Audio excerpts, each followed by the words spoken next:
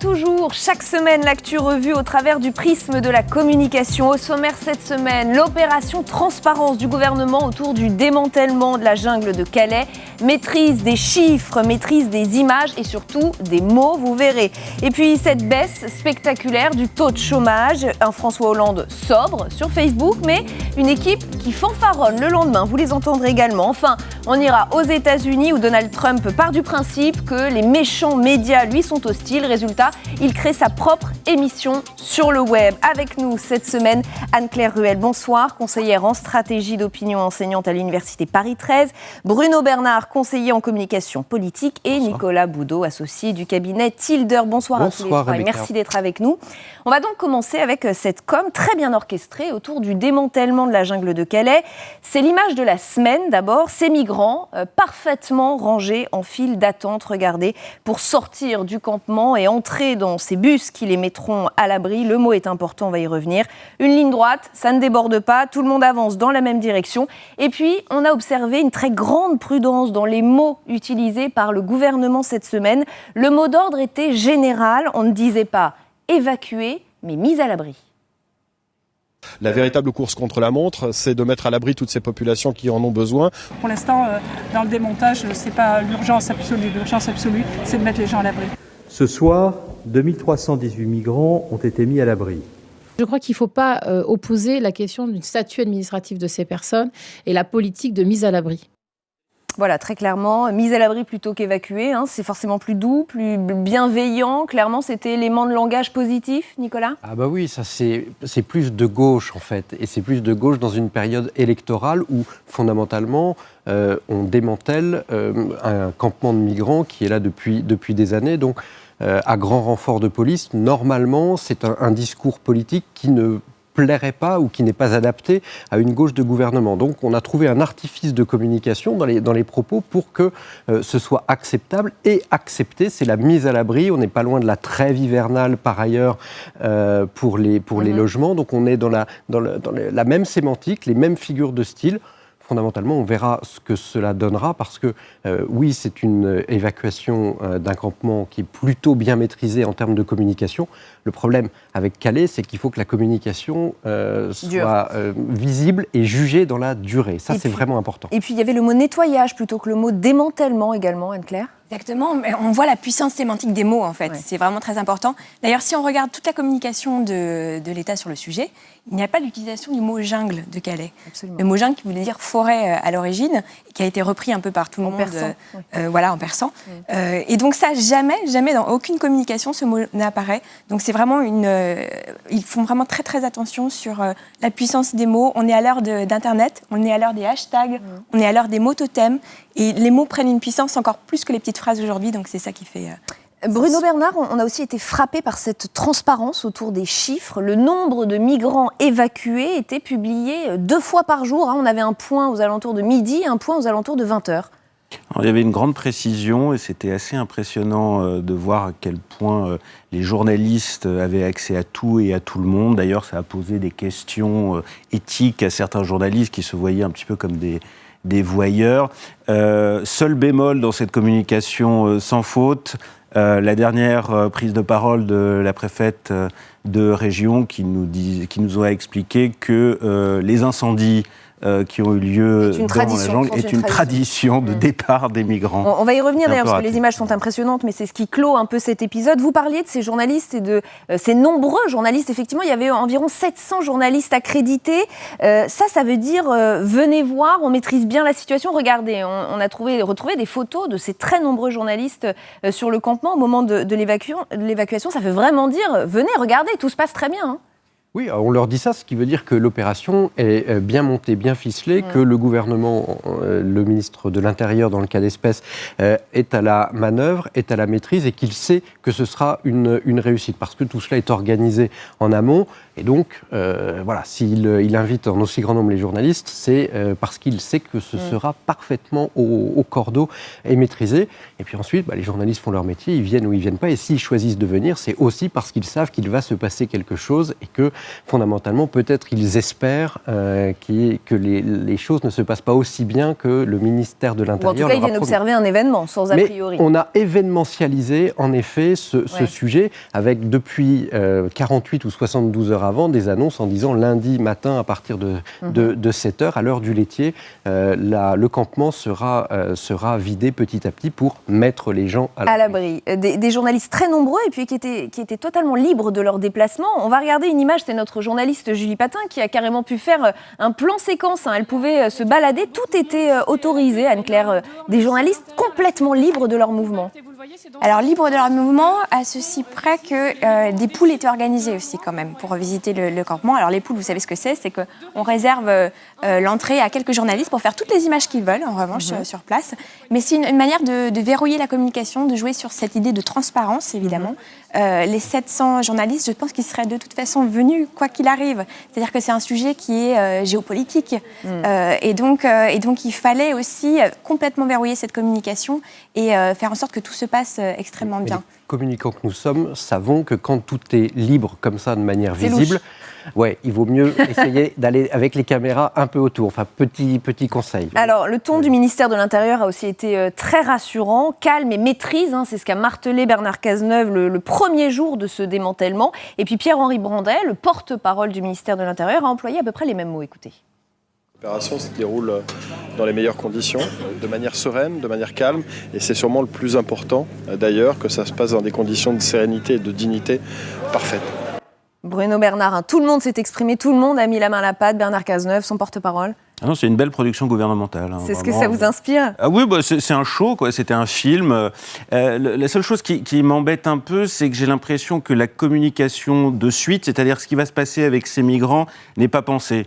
Et il y a une angoisse qui est en train de saisir tout le pays, ces gens à Toulouse ou ailleurs en France qui voient arriver ces migrants et ils ne savent pas qui sont ces migrants. Enfin bref, il n'y a pas de suivi. On a eu la première partie et malheureusement, on n'a pas la suite. Vous pensez que la com sera mal gérée après ? Il faut s'attendre à ça ? En tout cas, il faut qu'elle soit gérée déjà. Le point d'interrogation, il est d'abord là-dessus. Mais en tout état de cause, il faudra qu'elle le soit gérée. Parce que sinon, il faut s'attendre à des problèmes, à des bourdes et à un bad buzz. Tout simplement parce que ces gens qu'on appelle les migrants, leur but, c'est d'aller en Angleterre. Ils n'en ont pas d'autres. Nous les accueillons sur notre territoire. On n'est pas là pour discuter du bien fondé ou pas, mais nous les accueillons sur notre territoire. Ils ne veulent pas rester sur ce territoire-là. Donc, en communication, il va falloir accompagner celles et ceux qui retourneront à Calais ou en tout cas à la frontière de la France, qui nous lie à l'Angleterre et à la Grande-Bretagne. Et sur cette fin de semaine, on sent que ça se corse déjà, ne serait-ce que sur un plan de communication. Vous évoquiez tout à l'heure les mots de la préfète et donc ces images un peu apocalyptiques d'incendie du campement,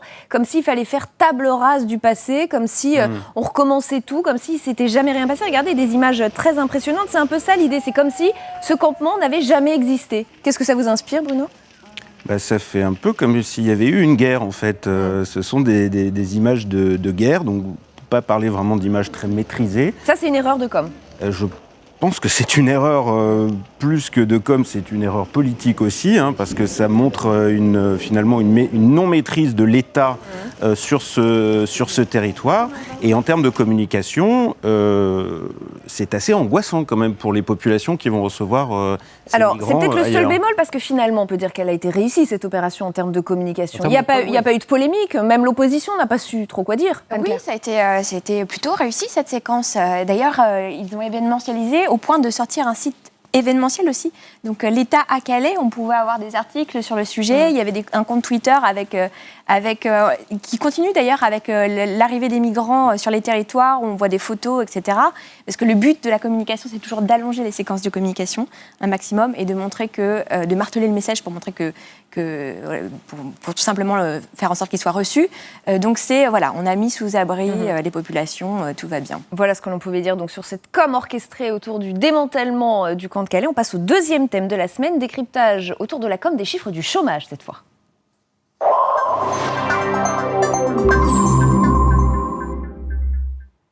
Et il faut dire que l'opération était plutôt périlleuse. Une baisse spectaculaire du nombre de demandeurs d'emploi. Comment s'en réjouir sans trop en faire? Comment expliquer une telle coïncidence? Tiens, ça se passe à quelques mois de la présidentielle, un peu bizarre du coup.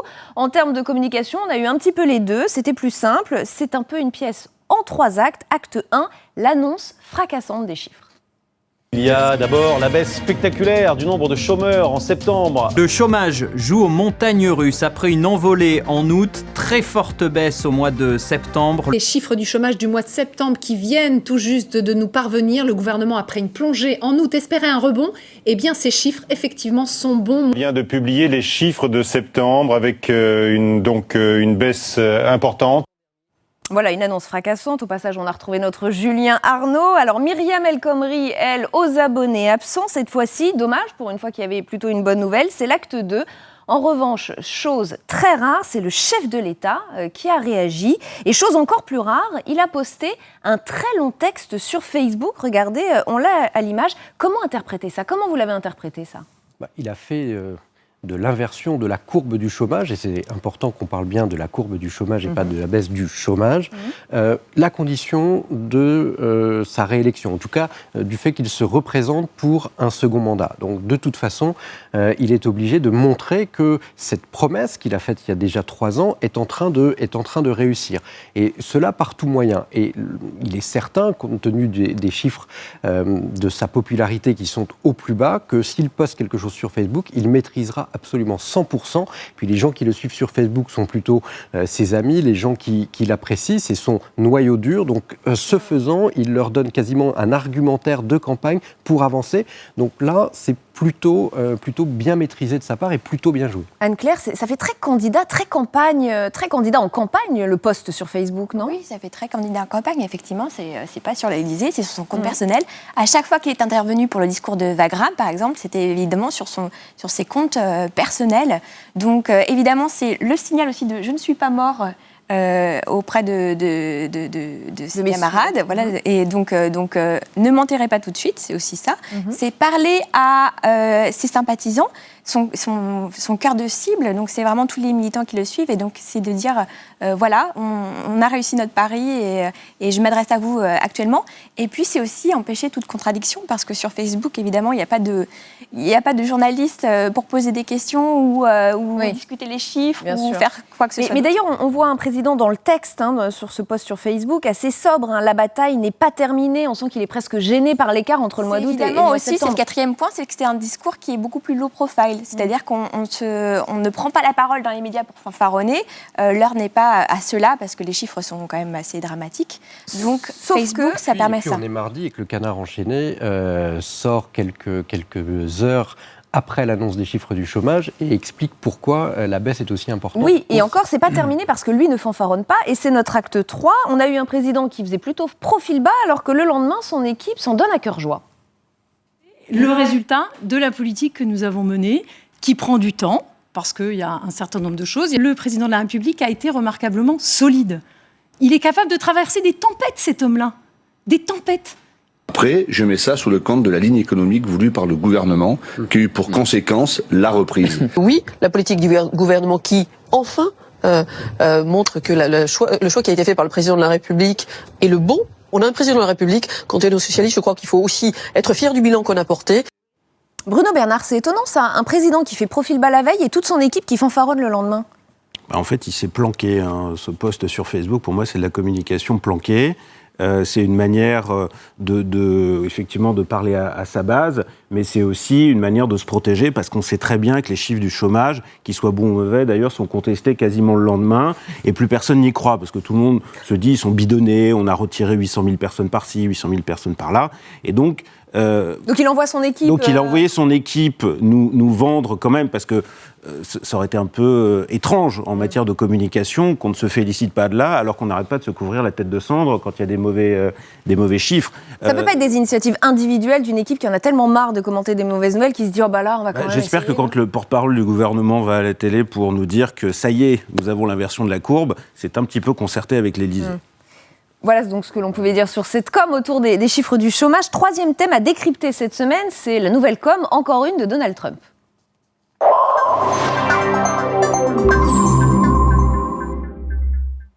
Et vous l'avez compris, ça nous emmène aux États-Unis, où le candidat républicain est au plus mal dans les sondages. C'est un peu panique à bord. Il rechange sa communication. Il part du principe que les méchants médias lui sont hostiles. Du coup, il met en place les prémices d'une Trump TV. C'est très sérieux, sa propre télé sur le web. Émission quotidienne en direct depuis son QG de campagne sur Facebook. Salut à tous, en direct de la Trump Tower. Chaque soir, ici, au QG de la campagne, on essaiera de vous parler directement, de vous délivrer notre message sans le filtre des médias traditionnels et sans leur baratin habituel. On vous parle directement, sans intermédiaire, et on fera ça tous les soirs, et on espère que vous apprécierez. Et si c'est le cas, appuyez sur le bouton partager de votre Facebook, impliquez vos amis, le plus de monde possible. Bon, ça a le mérite d'être clair, hein, Nicolas, le baratin des médias. Non, mais c'est cohérent avec toute la campagne de Trump qui lui a permis de gagner les primaires républicaine, et c'est cohérent avec le discours qu'il a tenu, un discours de défiance à l'endroit des élites, dont les journalistes font partie, qu'on retrouve d'ailleurs dans plein de pays et pas seulement aux États-Unis. Donc, en toute cohérence, il dit « les élites sont contre moi et par construction contre vous, citoyens américains, donc je vais construire mon propre canal médiatique pour vous dire enfin la vérité ». Donc, c'est complètement cohérent sur Trump, et c'est complètement cohérent, non pas que pour Trump, mais aussi pour un certain nombre, ce type de candidats un peu partout. Anne-Claire, c'est quand même pas un geste désespéré, le geste de la dernière chance. Il tente le tout pour le tout, quoi. Oui, il tente le tout pour le tout, effectivement. Mais c'est vrai qu'il est habitué à ce genre. Il vient de la télé, c'est la télé-réalité. Il continue avec cette création du média. Il va jusqu'à cristalliser ça, c'est-à-dire qu'aujourd'hui, effectivement, les politiques sont tous des médias, mais lui, il va jusqu'à l'afficher, et c'est le symbole de son anti-système prononcé. C'est-à-dire que les politiques d'avant, comme les journalistes, il les met sur le même plan, et il gère ça un peu comme ça. Et il rêve de créer son propre empire médiatique, même après une élection qu'a priori, il va perdre, hein. A priori, oui, effectivement, c'est un terrible aveu de faiblesse quand même, hein, ouais. Parce que c'était quand même un très très très bon client des médias. Il a existé à ce niveau-là aussi grâce à eux. Et là, je pense qu'effectivement, ça fait un peu penser à la télé Le Pen, effectivement, où Jean-Marie Le Pen choisissait de s'exprimer sans le filtre des médias, mais au final, il ne s'adressait qu'à des gens déjà convaincus et de sa base électorale. Donc finalement, ça tournait un peu en rond. Nicolas Boudot ? Oui, c'est ça, un noyau de militants. Trump, c'est un peu ça.